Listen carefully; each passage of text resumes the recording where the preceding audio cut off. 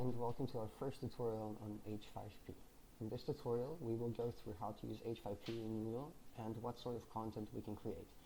Then we will look more closely into creating an interactive presentation. So let's begin. Firstly, to create H5P used for Moodle, you can either create a file in h5p.org and then add a link in Moodle, or alternatively simply create a file in Moodle. It is really a thing of personal preference and I recommend trying both.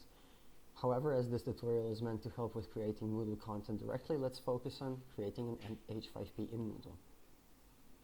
Now let's begin.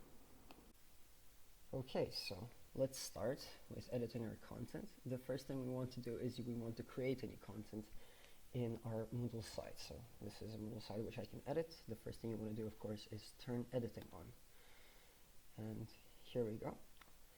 And now you simply go to whichever place you want to insert your H5P content into. I'm just going to insert it in here because I already created this folder.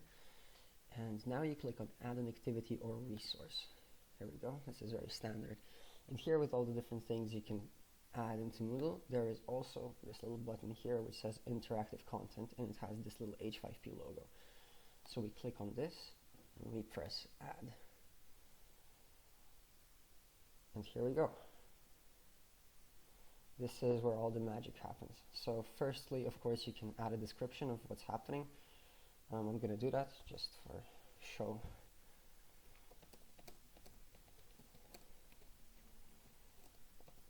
There we go. You can, of course, choose to display this description or not. So I'm going to display it. And this is a little frame which is called H5P Hub.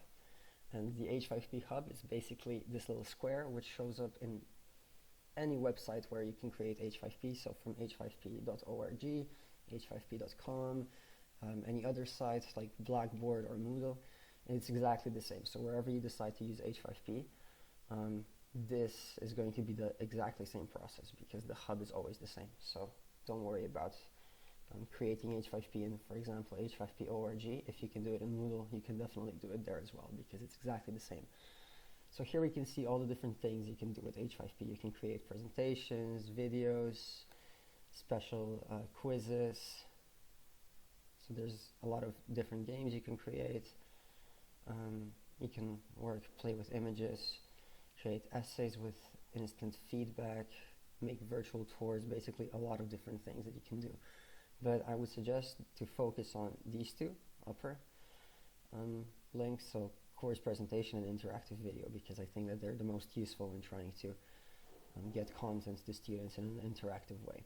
And as I said before, in this first tutorial, we're going to cover the course presentation, and in the second one, this interactive video. So let's just begin with the course presentation. What you do here is you simply click on course presentation, and H5P is going to create a blank.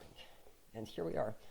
This is how it looks like when you start creating a course presentation. Let's just orient ourselves. This is the hub still. Here you add a title. Let's just say that it's a sample presentation. There we go. Below you have some behavior settings which you can change, but such as hide summary slides, but usually you can just leave it as it is. You can enable a print button so the students can print as they wish. Some social settings for where you can display it, if you want to display any icons, but those are all things that you probably shouldn't worry too much about. Text overrides and translations are not exactly useful, especially because H5P is not very good at recognizing voice, but it is good at translating some things. But I think it's just using a Google Translate, so probably not the best source to do this. So I would just leave these lower tabs alone and focus on what's up here. So now in this little frame, as you can see here, this is where we're going to create our presentation. And as you can see, the first thing we are given is this one slide. So we just have one slide. I'm just going to first explain to you how to maneuver with slides. So anything that you want to do with the slide, from adding new ones to deleting them to moving them around to changing the background, you're going to do right here at this bottom. So there's these 6 different buttons. The first one is just to simply add a new slide. So it's just going to add a template slide such as this. So now we have 2 slides like this. The second one is going to clone a slide. And to show you exactly what cloning a slide means, let me just enter some blank text. Don't worry too much about this. I'm going to show you exactly how to edit text later, but let me just show you how. So this is the first slide. This is the second slide which we added, and we added some text. And now if you want to add a new slide and you want it to be a blank, you just click this add new slide. Here we go, we have a blank. But if you want exactly the same slide as this one, so for example, if you have a really good setup, if you positioned everything the way you really like it and you just want the exactly same slide, you just click this clone slide button and you're going to have the exact same slide. Now to move the slides around, you can use these two buttons. So you can move it left, and now this is going to be the first one, for example, because I moved it left twice. Let's say we want to change this slide, the third one with the second one. We can move the second one to the right, and it's going to be the third one. You can't really just pick it up and move it around. That doesn't work. So you just need to click these buttons as many times as you wish to get exactly what you want. So here we go. We have the first two slides now with the text, and the second two slides that are blank.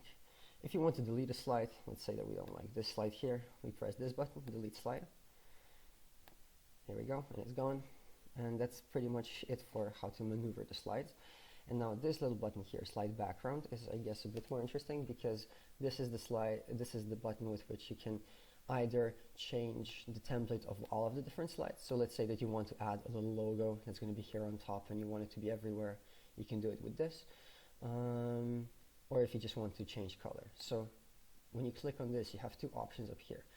One is to change the slide background of every slide that you have and every slide that you're going to create in this presentation, in which case you change the template. So let's say that we are going to change the template to a different color. So here you can see that you have two options. You can either put an image into the background. So for example, you put an image which has a little NHS logo on top or something, or a UCL logo on top. This is the button you would use. But if you just want to change color for everything, you just click here and you pick whichever color you like.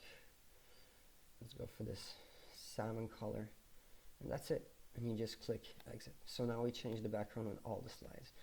But if you want specifically one slide, let's say that we want slide number 2 to have a different background, what we do is we click on this button up here. So we go from template to this slide, and now we're only going to change this slide. And let's say that we already changed color before, so you know how to do this now. You just pick whichever color, you can change whichever color you wish to add. This is a very standard template. If you want to add an image, you click on this image background, and here you click add, this little add button here. Now let's see what we want to add. I'm going to add something that I already have on my desktop. It's just a standard image. Here we go. So here you upload whichever image you want, and I've chosen these little mountains with the Milky Way in the background. And before you do anything else, you can also edit the image with this button. It doesn't really give you that many options, but you can crop the image, you can turn it if you wish, things like this, pretty basic. And you just click save. So here we go, we've just changed the background of these slides. And as you can see, again, if we change the template, we're going to change all the slides as well as the new ones that we create. So for example, if we want to create a slide like this, see, it's going to have the same background. But if you just change the slides, it's only going to change this slide here. So it's going to save automatically. All you have to do is press X. So to sum up what we can do with the slides, you can create new ones, you can clone whichever one you have, you can change the background of an individual slide or of all the slides, and you can move the slides around to the left, to the right, and of course you can delete them as well. And this pretty much covers how to create blank slides. And now let's dig into a more fun part. And these are the elements. So you can see all the different elements that you can add into the presentation right up here. So we have text, link, image, different shapes, videos. This is an anchor, which we're going to discuss at the end of this video. And here in the back, we have all the different types of questions we can add. And I'm just going to go through them after we cover the text and images, just so you know all the different options you have when you're creating questions. And yeah, that's about it. There's also more elements than here, but these are again all quiz elements, or if you want to insert a table. There's also an option to add another interactive video inside of the presentation, but for that you have to first know how to create an interactive video. So we're going to discuss this in the next tutorial. But yeah, here we go. This is the basic thing. So let's start with creating some text. This is some text that I already did just before, but I can now with this show you how to maneuver around things you've already created. So you can, of course, transform them in any position, in any size you wish, but that's way more easily done with just moving this corner. So here we go. If you just want to move it around, you basically just pull it anywhere in the screen where you want it. If you want to edit it, you click on this little button. If you just want to copy it and then paste it later, let's say we want to copy and paste it, we're going to copy it. And now you can see that this little button up here has turned slightly blue, which means that there's something that you can paste. There we go, we've pasted it again. So now we have two of them. If you have two things that are one on top of the other, you can of course bring one to the front or to the back. I can show you this later. And then if you just want to delete it, just click on this little remove button and press OK. And here we go. So this is how you maneuver the elements. And now let's create some text. To create text, you just click on this button here. And here we go. In this box up here, you write down exactly what you want to be displayed. So let's say title. And then we're going to have some sample text. Here we go. This is pretty much it. You can do all the classic things, such as make it bold, make it in italics, cross it. You can remove whichever format you already did to return it back to normal. You can move the text around, you can center it, take it to the right. These are all very standard things. If you want to create a list, let's say we want to create a list of things that is just with these little dots in front, so it's a bullet list.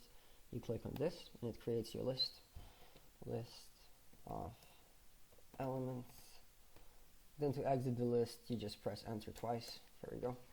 You can also make a numbered list right here. So let's say we have two steps. First step, second step, and again press enter twice to exit it. You can enter some links into the text, but that's really nothing special. And I guess one thing that's also quite useful is you can separate the text with this horizontal line. So you just press wherever you want to be and you insert this horizontal line. Here we go. Let's say we want another line in between the first and second step. We put our little mouse behind the first step and press insert horizontal line. Here we go.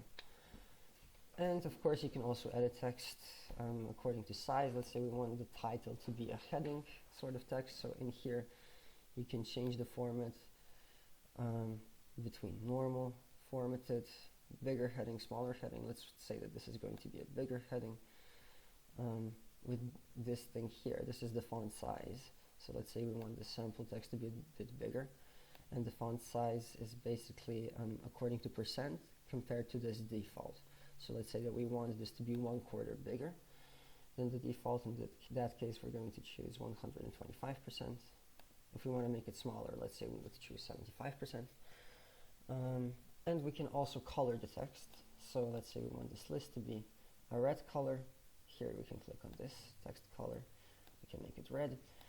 Let's say we want the background of the text to be a certain color. So like highlighting the text, and we want to highlight it with yellow. We blow on this little button, which is background color, and we color it yellow. So just to revise, here into the text we insert whatever we want to write. We can edit it. For example, let's make step 1 bold. Here we go, we make it bold. Italics, strike through, we can just return it back to normal. We can move it around, center it, align it right, align it to the center. We can make a bullet list, a numbered list. We can insert a link, but a link can also be inserted separately, so I'm going to show you that instead. We can insert all of these horizontal lines. We can change the format between normal text to formatted text to heading. We can change the size of the font, and it's in percents. We can change the color of the text or change the color of the background. And here we go. This is the text. Now, right now I'm going to show you two things that are applicable to any sort of thing you insert into the presentation, so from text to images. And these are the comments down here and the display as button function. But okay, let's just click on done right here. So now we created this text. Don't forget that you have to maximize this window if you want all the text to be displayed. So I suggest just pulling it all the way down. There we go.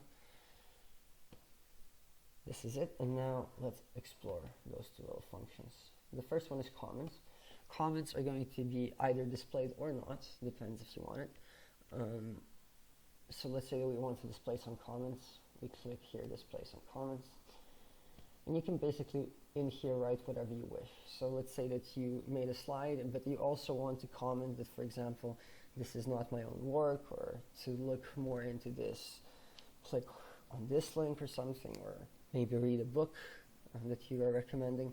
You can just write this into comments. So we'll just type this as an additional comment. There we go. And if you decide to always display it, it's going to pop up as this little question mark bubble when you actually create the presentation. So I'm going to show you this just in a second after I show you the display as button function. But let's just say that this is how you make comments, and I'm going to show you how this looks in the final version in a second. So we've just added a comment here. Let's click done. And now to show you the button function, we're going to deal with this little text, so blank text or cloning. Let's click on edit. And here all we're going to do is just click this display as button function. And you're going to see exactly what happens. And now instead of text, we have this little button. And when the student wants to learn more about something, let's say that you just did a slide on, for example, the brachial plexus, but there's also some little fun facts that you would like to include, you can just write the text down, press the display as button, and the student is going to get this little circle with the eye inside of it. And now let me just show you how this works. And to show you how this works, we're just going to save and display this H5P. And we're going to keep on editing later. So you just scroll down to the bottom of the page, and you click save and display. Here we go. So what we did so far is we looked into how to create the different slides, how to change the background, how to write text, how to edit text, and also how to make text appear as a button. So here we have the text, which we have from before. Now let's first look into the comments. So any comments that you choose to display, so you write it down at the bottom of for example, text, and you choose to display it, it's going to show up as this little question mark here. And when the student presses on the question mark, whatever text you insert into the comment is going to display like this, and then the student just closes it. So you can choose to use that or not. And then if you remember, we created some text, and then we made it appear as a button. And this is right here. So the student is just going to click on this button, and he's going to see the text that you inserted. So this is how buttons work, essentially. Yeah, and that's it. Here we have the slides, which we created before. And yeah, now we're going to keep on editing. So remember, the comments are going to display like this, and anything you choose to display as a button is going to look like this little blue circle, which the student can then press on and close, which I think is a very useful feature. Now let's keep on editing. To keep on editing, we're going to press this edit settings. And here we are, back in the H5P hub. Let's just wait for it to load. Here we go. Okay, so we can also move the button around, of course. The comments are always going to appear in the bottom right corner, so that is just how H5P has set it up. Now, let's explore some other things. Let's maybe add a link. So to add a link, you press this function here, and you title it. Here, I would suggest that you title it very obviously. So for example, click here for link to, let's say that we want to link nature into our presentation. Sorry for the typo. And now we're just going to simply look up nature.com, let's say we just want to link this first page. So what we have to do is we have to copy the address of the page, go back to Moodle, and here just insert the link into this URL. Just going to paste it. Here we go. That's all. Again, you can add comments if you wish, and you can display it as a button. You're going to realize very soon that with anything you create, from text to image to link to video, you can always add comments to it, in which case they're going to appear in the bottom right corner, and you can always display it as a button. Yeah, those are two things that just go across every function that you insert. But let's just leave it like this for a start. Let's not make it a button. All buttons work in the same way in this presentation. Let's click done. And here we go, we have this little link. When the student is going to click on the link, it's going to take the student right to the nature website, which we just linked into it. Here we go. Okay, so we've covered text, we've covered how to create buttons. And now let's add an image. So let's say that we want to add this image, which I already put as a background here. There's a smaller image right here. So we click here. On the image, we click add. We search for the image that we wish. So wherever it's saved on your laptop, find it, double click, and here we go, it's uploading. You can see a little preview here. When creating images, again, you can add comments, you can display as button, explore this as you wish. So for example, if you don't have enough space on a slide, but you just really want to add that small image, just display it as a button, and the student can press on it. It's going to expand when the student clicks on it. And I think that's a very practical way to insert more content into one slide. But the important thing with an image is to add this alternative text down here. So this alternative text is used in two cases. The first case is if the student is using text-to-speech software, in which case, instead of seeing the image, this text is going to be basically transformed into speech for the student to hear it. And it's good for it to be a pretty accurate description of what's in the image. And the second option is, in case that the browser cannot display the image which you uploaded, this text is going to appear instead. So let's just describe this image of mountains with the Milky Way. You can use hover text, but that's optional. So hover text basically is something that appears when the student doesn't really click on the image, but just goes over the image with their mouse. So let's say, just type hover text here so you can see how it works later. Again, you can add comments and you can display it as a button, but let's first do it like this. Here we go, we have this image. We put it wherever we want. That's really all there is to it. And now let's say that this image is a bit too big for us, so we just want to display it as a button. We click on edit, or we simply double click. So if you want to edit any element, you can always click on that little pencil to edit it, or just double click the element, and this exactly same thing is going to show up. And now let's display it as a button. You can change the size of the button from small to big. Let's say we want this one to be small, and click done. And here we go, we have another button.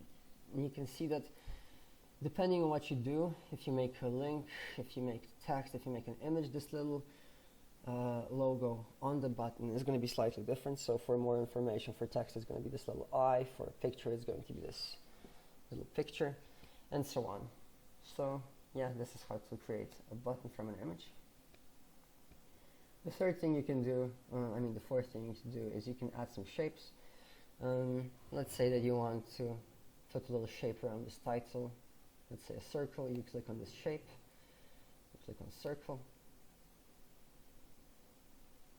And now you have different options. You can fill the circle in with a certain color. Let's say we want the circle to be green inside. You pick the color. You just pick it by moving this cursor around and by moving this little ladder up and down. We want it to be green, a bit brighter. And then you click choose. For the border color, you can again choose the different color. I'm just going to stick with black. You can make the border slightly wider. Let's say we want a wider line around it, and you can change the border style from solid to dotted to dashed, whatever you want. But okay, let's go with dotted. There we go. And then you just click done. And yeah, now we have this little circle which we carry. We can change the size of it, of course. And let's put it behind the title. And as you can see, it's over the title right now. So in order to bring the title forward, we need to put this circle into the background, and this is where these two buttons are used: bring to front and send to back. If we want this to be in the background, we click on send to back, and the title is going to display over it. So that's how we create shapes. Let's move on to video. To add a video, you can add it in two different ways. Again, you click on it, you title it whatever you want. Let's say video 1. This title is not going to be displayed, so don't worry too much about it. Again, you can display it as a button, you can display comments. But to upload a video, you can do two different things. Firstly, you want to press on this little plus. And now you can see that you can either upload a file, which is in case you have a video that is on your laptop and you just want to upload it, you click here and you find the video. Or alternatively, you just paste the link to YouTube. And let's say we want to insert a YouTube link into this presentation. So let's go to YouTube. Let's see. Okay, let's say that we want to insert okay, gel electrophoresis actually looks good. Let's insert this little video of gel electrophoresis by Amoeba Sisters. We're just going to click on it. Ignore the ads. And you can just copy the link to it. So you go up here, you copy the address, you go back into your Moodle H5P, and you just paste it in here under paste YouTube link. There we go, you paste it, and you click insert. And here we go, we have a YouTube video. So there's these three little things down here which you can use. So for example, let's say that you want a special image to display before the student clicks on the video. So let's say an image that you choose, you click here on visual and you add a poster image from your computer. So let's say you want a picture of UCL in front of the video, you just add it here in the same way as you would add anything else. But I'm not going to do that. Another thing is this playback control. So if you want the video to start playing as soon as the student comes to this slide, you can click it here, but I don't think that's very practical actually. I, as a student, would prefer to just click on the video when I'm ready, so when I have my headphones on and all of that. So I would just leave this empty. And for example, if it's a short video, let's say of some cell splitting, you can loop it so it's constantly playing once the student presses start.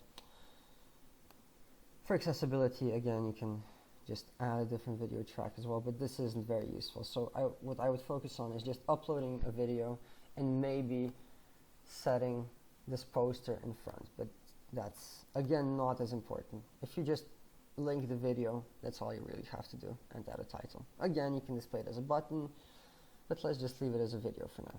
There we go. And here's the video. Let's make it a bit smaller, so it doesn't really... There we go, we move it here so it's nice and visible. And that's it. Now when the student comes into the slide, the student is just going to press this button and it's going to start playing. So these are basically the basic 6 elements of H5P. Text, link, image, shape, and video. Sorry, that's 5 elements. Okay, and now the 6th element is actually adding all the different sorts of questions. And just to make it a bit more clear, let's just go on a different slide. Let's say that we want to insert a quiz in here. So with the different quiz options that you can use the fill in the blanks option, you can use single choice set, multiple choice questions, true false questions, drag text, and there's a few more down here. So for example, continuous text, mark the words, things like that. But this is not as useful. I would just stick to the ones that are right on top. So let's say that first we want to create a little fill in the blanks. Let's click here. Here we go. This is what shows up. The title is not going to be displayed, so let's just say question 1. And here we go. This is the screen inside of which you basically add your question. Here in the task description, you want to tell the student what they have to do. And usually H5P is going to do this for you. So here the H5P is going to say fill in the missing words. So this is basically a guide telling the user what to do. And here in the text blocks, in this line of text, we're going to insert our actual question. So let's say that we start with a statement. Let's start with a statement which says that okay, let's do something more anatomical. Let's type in that mandible is the strongest bone of the body. I hope that's true. Here we go, we have this statement, and now we want the student to insert a word. Let's say we want the student to figure out that it's the mandible. And whichever word you want to insert, you want to put an asterisk in front and behind it. So here we go, we're going to first put it in front, and now we're going to put it behind it. That's it. Don't bother yourself with these feedback things. You can again display it as a button or display any comments that you wish. But this is the only important part right here in the text blocks. Don't forget, put an asterisk in front or behind the word that you want the student to insert and click done. And here we go.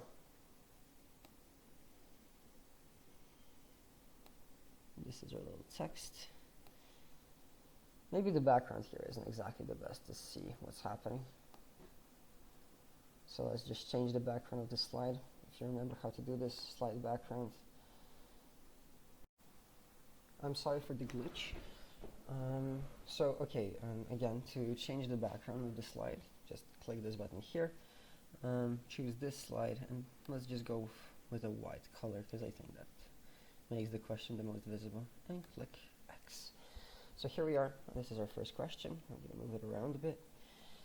And now we're going to create a single choice set. So to do this, you just click on this little tab. Here we go. The title isn't really that important, but let's call it question 2. It's not important because it's not really displayed, it's only used for reports. So let's think of a question. Let's say that we're going to have 3 different alternatives. So in here, in this square, you create the question. You can just leave it at default textual. I think just makes things more complicated. So this is the first question that would be displayed. Here you go, this little square. You write the question, you write the different alternatives, and you can add as many alternatives as you want.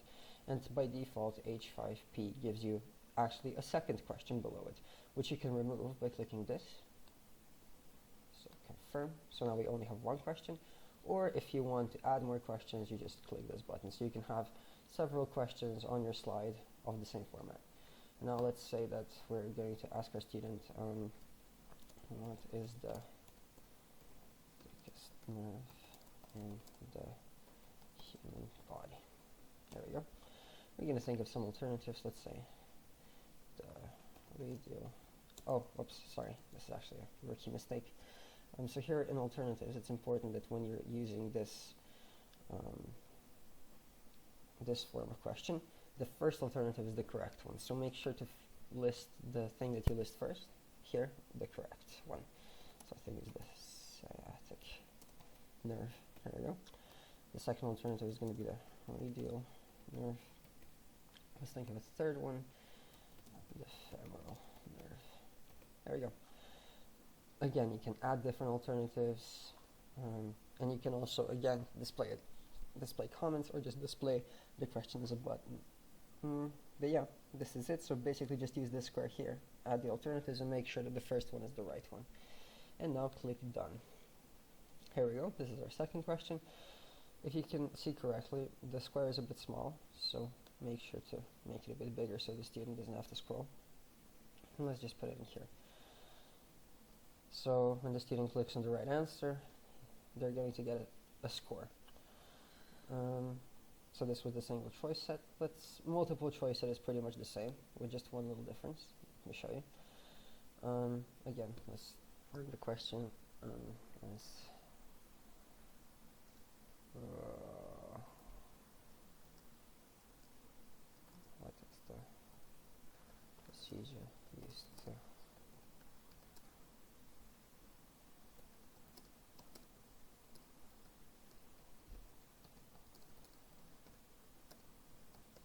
this is just a sample question. So here we have different available options. So let's say the PCR is one option. Cell culture is another option. Let's add an option. Gel electrophoresis. And here you actually need to tick which answer you want to be correct. So I want this one to be correct. So when the student selects this one, they're going to know that it's the correct answer. Again, you can add as many options as you want. And here you click done. And here we go. This is our question. Again, make sure to make the square larger to fit in all the questions. This one actually wasn't large enough. Or was it? Yeah, it wasn't. Here we go. When you're using this multiple choice, it's actually possible to make it so that more answers are correct, in which case the student can select, for example, 2 answers and click check. So I think this is the main difference between single choice set and multiple choice. Yeah. Another thing you can use is true-false questions. So let's try this out. Again, click on it, title it as you want, and let's think of a question to ask. Let's say that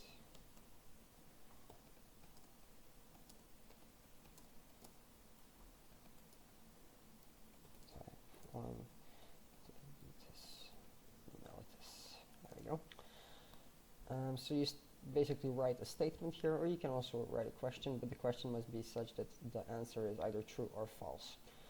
So we know that this is false because type 1 diabetes can only be treated by insulin injections. So we choose false here. Display it as a button if you wish, otherwise just leave it like this. We click done, and here we go. This is our question.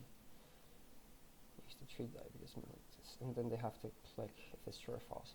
And maybe because we're kind of running out of space here, let's change this question into a button. So let's click edit and simply do this, display as button. Done. Here we go. Now the question is in form of this little circle. Perhaps when you're creating questions, it's a bit silly to create them as these buttons because that's very easily missable by students. So if you have enough space, just form it as full text and not as a button. That would be my recommendation. And the last thing that you can do here with the questions is to drag text. So for example, you write a long statement into which the student has to insert, for example, 2 or 3 words, and the student has to insert them correctly. So let's try this out. Task description, again, is given to you by H5P, so you don't have to worry about that. And this is actually a very good description, so I wouldn't actually change that.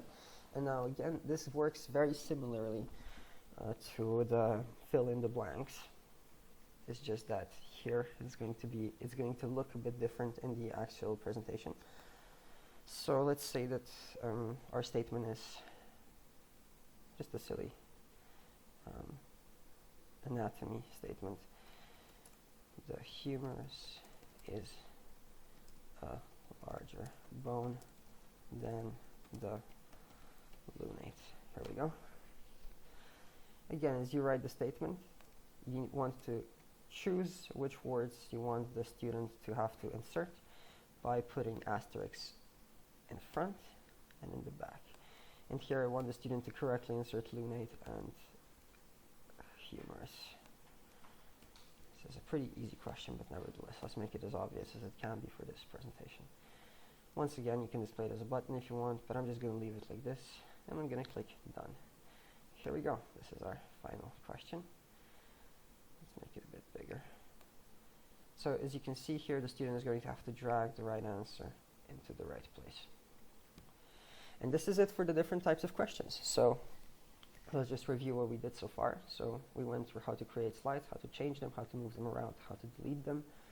We mentioned how to create text, how to edit it, how to create a link, how to insert an image, different shapes, how to insert a video, which again you can either insert directly from your computer if you have an MP4 file, or just via a YouTube link. And then we covered the different types of questions that you can use. So you can use a fill in the blanks, which looks like this. The student has to correctly type in the answer.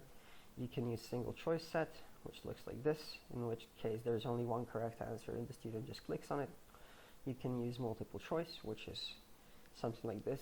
There can be multiple correct answers, and when the student selects all of them correctly and presses check, they will see if they did it correctly or not. And lastly, there's also a true and false option, which we formulated as a button here, and I'm going to show you how this works later.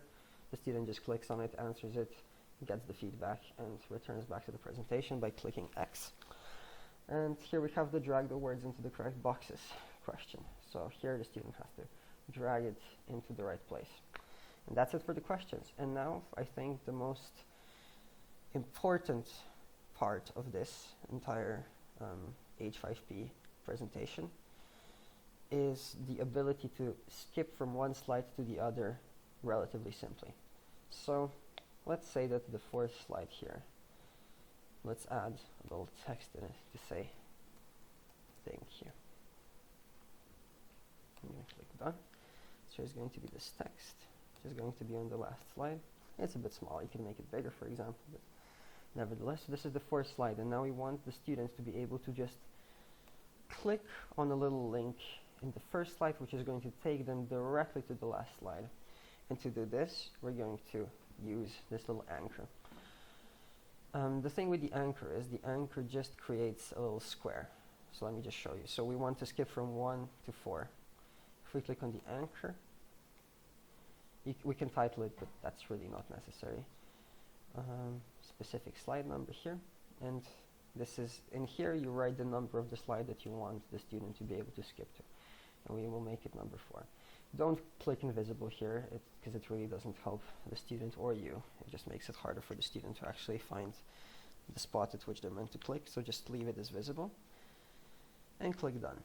And here you're going to see that this square is shaped. The square is not going to be visible to the student unless the student hovers above it with their mouse, in which case it's going to appear as this light blue square. So in order to make sure that the student can actually find this anchor, make sure to write some text as well. So let's just say click here to skip the presentation, and done. So now we just want to position the text where we want the anchor to be. Here we go, I'm going to position it here, and now with the anchor, my personal suggestion is to make the anchor, so this little square, big enough to fit exactly around the text that you want the student to press on. So here we go, that's how it looks. Now to just check out all of these different features that we just added, let's save and display. Again, to save and display, you scroll down and click on this button, save and display. Now let's see how all of our new features work.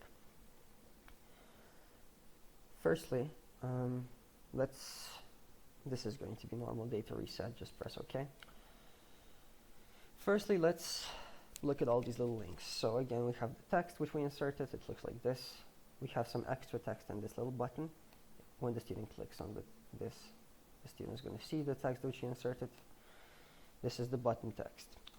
Here we have a little image button. So if you remember, there was the image of the mountains. When you press on it, here we go, we get the full image. A brilliant way to make it a bit smaller. Here we inserted the link to nature. So now let's click on this link. Let's just close it up here so that you know that I'm not cheating or anything. Click on the link. There we go. It takes us directly to the first page of nature. Then we inserted a little video. So all you have to do is just press play. Sorry, that was a bit loud. But yeah, the video starts playing immediately. So this was the first thing. This is the little comment which we displayed. Again, if I was you, I wouldn't really use these comments. Instead, rather just write text and then click on the display as a button to get this little anchor. Here we go. So then this is the clickable hotspot that you have instead of a comment. Because I think that these comments are very easily missable. And it's also very hard to... You can't, as an editor, you can't really move it around the slide. So I think it's way more practical to have this little clickable hotspot with the information assigned on it to make sure that the student can find it. Now let's go on to the questions. So we inserted questions on the second slide. Here we go. And this is how all the questions look. So I think this is maybe A little bit too many questions on one slide. I would just recommend for you to make a separate slide for every question or for every 2 questions, but I just wanted to show you everything in one place. So let's see, the first one that we made was fill in the missing words, which is the strongest bone in the body. Let's think. I think it's the mandible. I think that's what I wrote down at least. Now the student presses check, and they see that they are correct. They got 1 point. Here, what is the thickest nerve in the human body? Okay, let's see that here that we think that is the femoral nerve. And the student can see that the student was wrong, and the student can actually see the right answer. But nevertheless, like the student can click on show solution, in which case the student is going to see the solution, or to go back, the student can retry, click again, and here we go. We got it right the second time. Now, the third thing we did was this multiple choice answer. So here the student could technically select more of them if that's what you wanted, but here we only set it for 1, so the student can only select 1. The procedure used to separate strands of DNA according to their length is gel electrophoresis. We'll click on check. Here we go, we're correct. Okay, these two kind of overlap, so ideally we would move this one a bit lower, and we can do this now with edit settings, but let's just leave it for now. Here we made a little clickable hotspot for another question, so let me just show you how this works if you set a question as a button. So we press on it, and here we go. We get this question. The student then has to select true or false. Let's say that the student is very smart and knows that diabetes type 1 cannot be treated by anything else than insulin. We check, and we were right. We get a point. The student simply exits. And now lastly, we drag the words. So which bone is larger, lunate or humerus? Let's say that we get this wrong this time. So let's say that the lunate is larger than the humerus. Check. And we were wrong. So we can again just look at the right answer or try again. We gotta try again. And we got it right the second time. That's great. So this was for the questions. And now let me just show you again how you remember that little anchor that we put in to click here to skip to the presentation. So skip to the end. If you remember, the anchor was in this little square shape. So now that we didn't make it invisible, which is recommended, just leave it as visible. When we hover over it, we can see this little thing display. Go to slide 4. And we can also see the blue frame around it. I think we kind of went over it too many times. Here we go. Now we just click on this. And here we go. We skip to the end of the presentation. That's it. This was the last slide. And now, as you can see, there's another slide here, which is quite mysterious because we didn't insert it. This is an automatic thing that H5P does, and that's to create a summary slide. There we go. This is the summary. And this is the summary, which basically tells us which are the different questions that we got right or wrong. So we get this total score here. If the student just wants to quickly see all the solutions, we just click show solutions. It takes him back here. This is the solution mode. As you can see, we go back. And the student can also just retry if they want to. And this is it. This is how we create this H5P presentation. Now, just to make sure that it really works, let's just go to the front page of Moodle again. We're going to turn off editing. Now we're just viewing it. We scroll down to where we inserted it, and here it is, H5P sample presentation. We already went through it, so it's already going to show our progress, but it seems to be working perfectly. And I hope that this tutorial is going to help you out and help you understand how to make these slides. If you have any questions, please feel free to contact me. My email is going to be displayed after this. Thank you for your attention.